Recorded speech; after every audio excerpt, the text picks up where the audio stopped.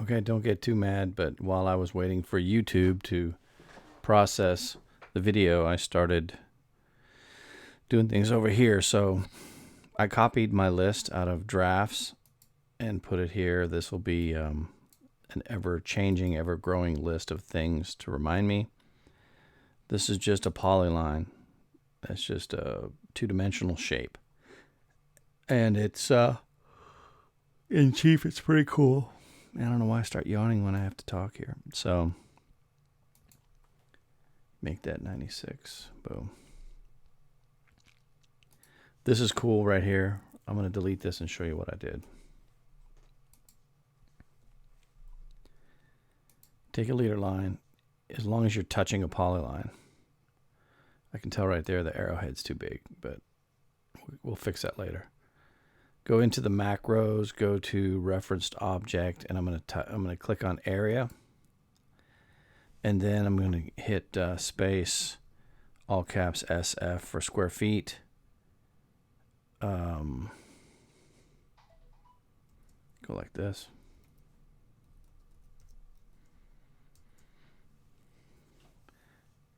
And then I'm going to do, I want to know the perimeter length in lineal feet. So that will be this one. And I'll go lineal feet.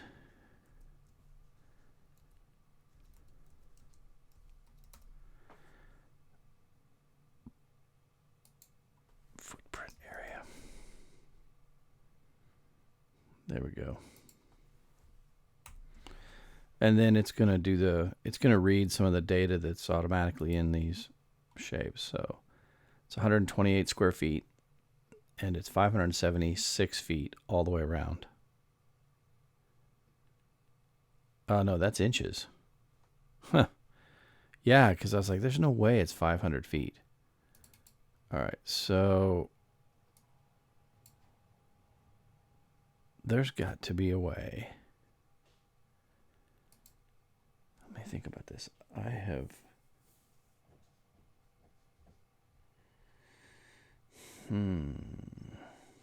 have seen this before.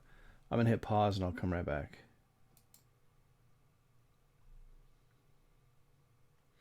All right, I found it. I hope that's recording now, but I did find the solution I'm looking for. It needs to say perimeter.to underscore foot round to 2 decimal places. Much better.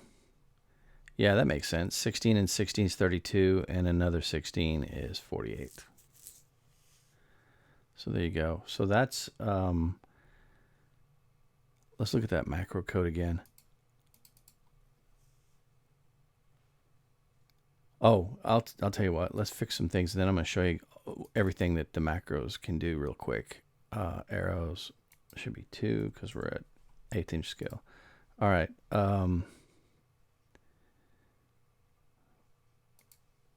Yeah, its arrow's going to be big again still. Watch this. Go to the macros. Go to,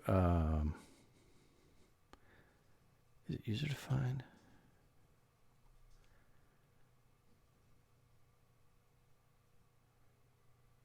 Yeah, this is it. User defined object properties. Watch this. This is going to be really cool. There's everything about this polyline that Chief Architect has in a database.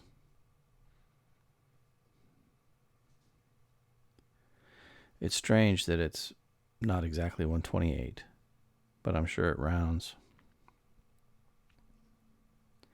So if there's any, like visible length, that's in inches. Same as perimeter. Some of the stuff, line weight, line color. It's just cool. All right, we really don't need this.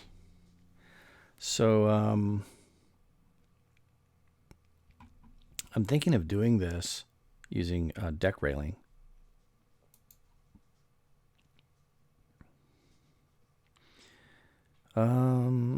Yeah, let's just do this.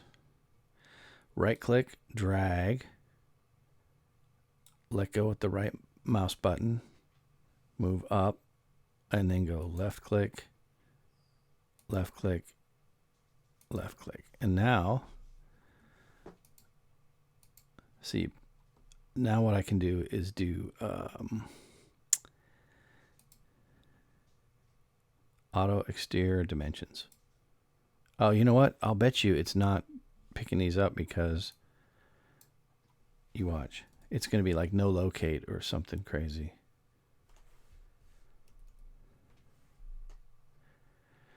All right. Yeah, no locate. Can't have that. Hello. Railing, yes.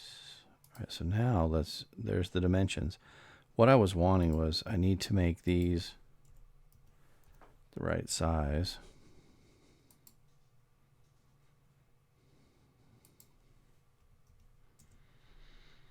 And then what I want to do is center this.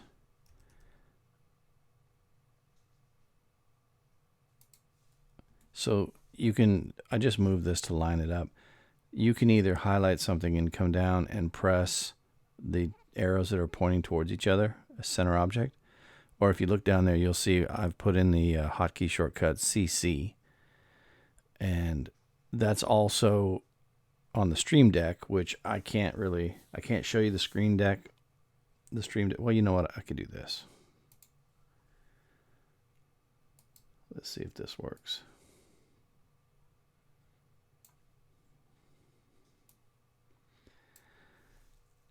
So I can just push this button and it'll center once an object is highlighted. So if you have a Stream Deck, you can take your hotkeys and turn them into buttons. This is a virtual representation of the actual physical Stream Deck that's sitting on my desk. And that's why I was like, I can't show you that, but I can show you that actual software. So now we can look at this initially and see what we have. So that's pretty lame, right? That's not going to be what I want. So what I'm going to do is I'm holding down the shift button and I'm capturing all four walls. I'm going to open up this button down here, this open object, or I just type OO, or I actually have an open object on the Stream Deck.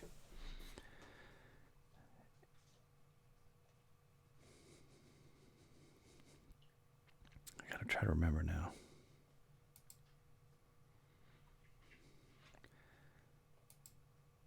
So, yeah, rail, post to beam. We're not having balusters. It's going to be open.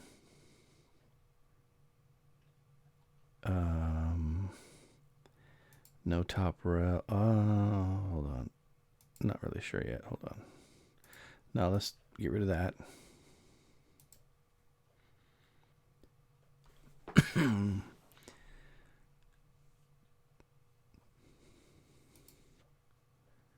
I need to know the size. Structure.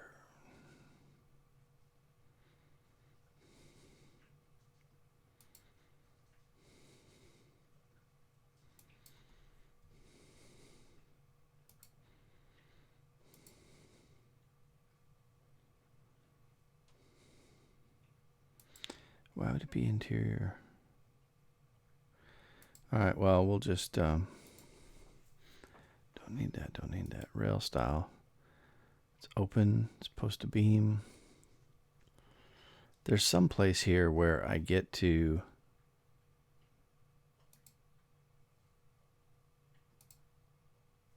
I get to pick how far apart they are.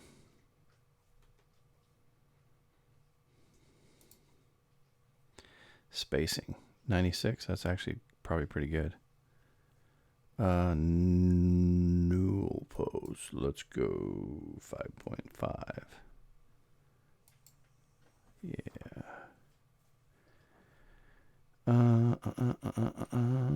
Rails, am I doing rails? No. doing rails.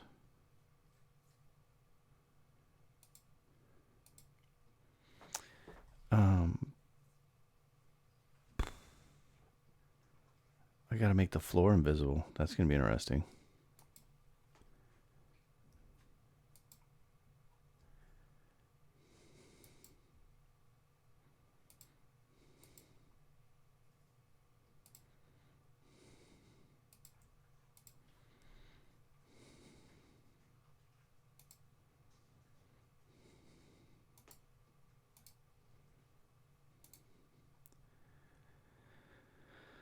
Okay.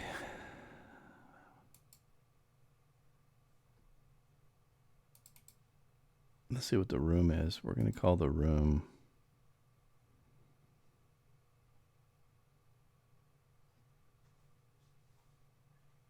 oh, that's what I could do.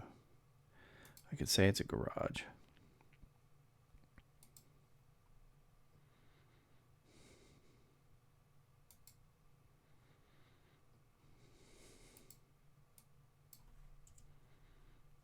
Oh, wait a sec. I can delete that? Nice.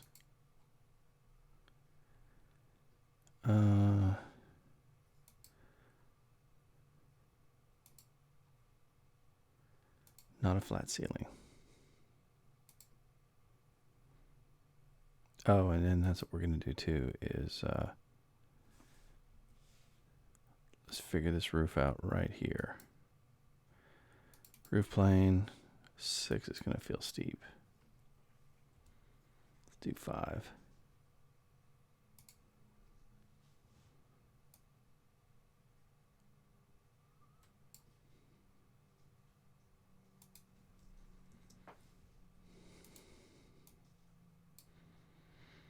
Let's see, what kind of overhang are we doing over here?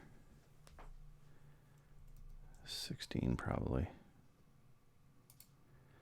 You need enough to be able to get the gun in there to shoot. Well, we're not shooting siding or nothing, so I don't want this sticking too long because the sun needs to get in.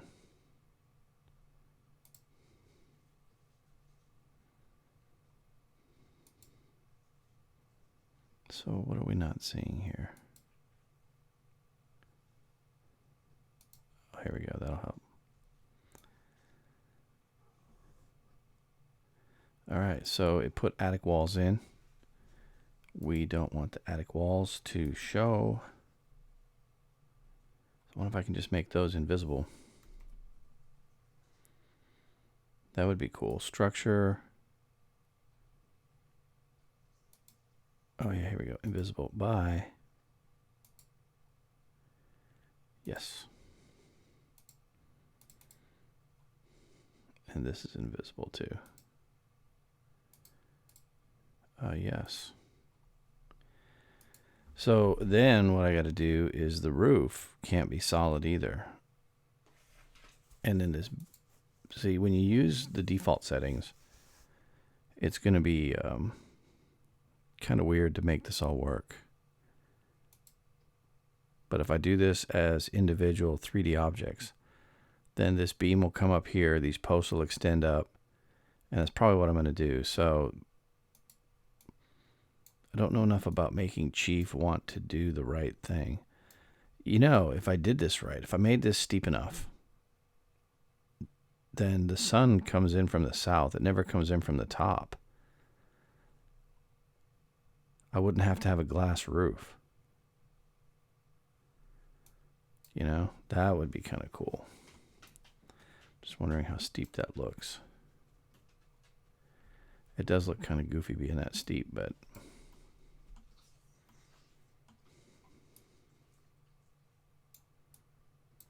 all right, so this whole camera is all glitched out here. Let's grab this camera and its focal point.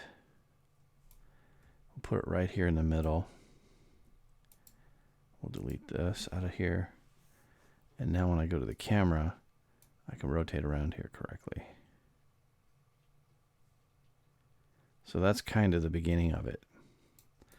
There won't necessarily need to be these side ones. So, this is just killing me. So I don't want to waste your time you watching me do this unless you think it's cool. But here's how you do this.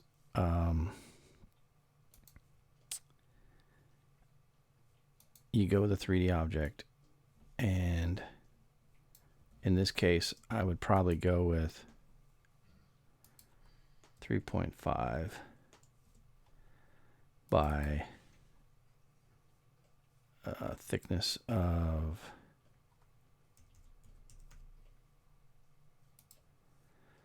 and to the bottom or to the top.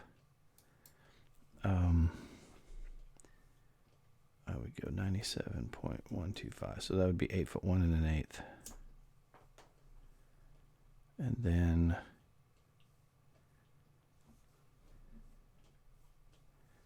I would go copy in place and then drag the copy down.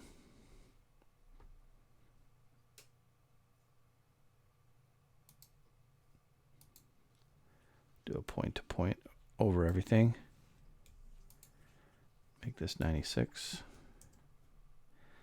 Okay, so let me show you another thing. So when you click on something, you want this whole thing to move. You'll notice that the little red dot is the highlighted line. So I had an option, move the whole thing or just make this one wider. So that's what I should have done right there. Whoops. Get rid of this. Let's see how that looks. They should just be floating in the air over there. Okay, very cool. I wonder if I have that as a... I don't think I have that on the computer. So I have a build calculator. And what I'm going to do is go 96-inch run, 5-inch pitch, rise. So I'm going to elevate this front one 40 inches. So, open this up. Either one of these can be fine. Just go plus 40. And boom. There you go. We got the two angles. And something we can do really quick is grab the paintbrush, take some of this, and do that, and do that. And now we're pressure treated because it defaults to concrete for some reason. All right. Now I'm going to add a post. And posts are right here. And sure, I'll do a post with a footing. Why not? It doesn't want to grab at the end, so what I'm going to do is just go like this. Then I will highlight it. Actually, I'll highlight the whole thing and do point to point, which is PP. And put that there. And then copy, ready paste there, and then go PP there to there. Then you highlight both of these and you go copy in place, reflect, and you find the middle. Boom. So now let's go look at that. All right, so how are they measuring that? Okay, I got you. This is 8 foot 1 1/8 to the top.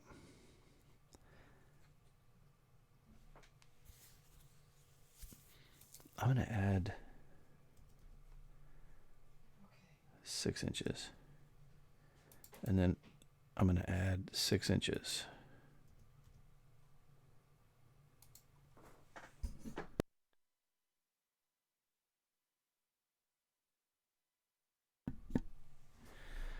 Okay, so I just raised that 6 inches front and back. And then we can come here. Let's get the bottom of this. What is this? 91 7/8 to the bottom. Copy. Then we go like this, and we go like this.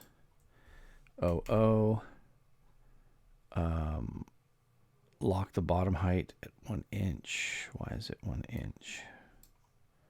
Sure, whatever. And then the total height or the top height, we're going to make it this, V, enter. So now the posts are underneath the beam. And we'll do the same thing here. Finish to the bottom, Control C, or Command C for a Mac. Close out of here. Left click, hold down Shift or Control, either one. Grab them both. Open object. We're going to lock the bottom height again. We're going to change the top height so that the top of the post is the bottom of the beam. Boom, bam, done. I want that, this one. Yeah, mouse orbit. There we go.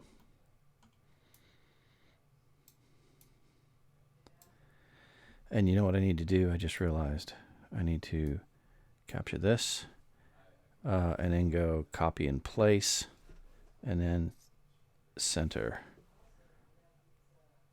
Boom. So there is, that's the post framing for this thing. And the currently the ground is going to be right at the top of the concrete, just the way the software is defaulted. So I'll make adjustments on that. But that's the difference between trying to use the deck. I'm sure there's guys out there that know how to make this all work like this. But sometimes it takes a while to get it to work.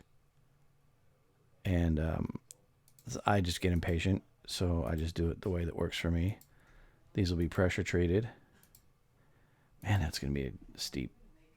Anyways, I'm going to hit pause on this video and keep them short and sweet. So thanks for watching. And I'll see you on the third one. Let me leave with a decent view of what's going on. And we could even do this. There, you got your 2D and your 3D. Awesome.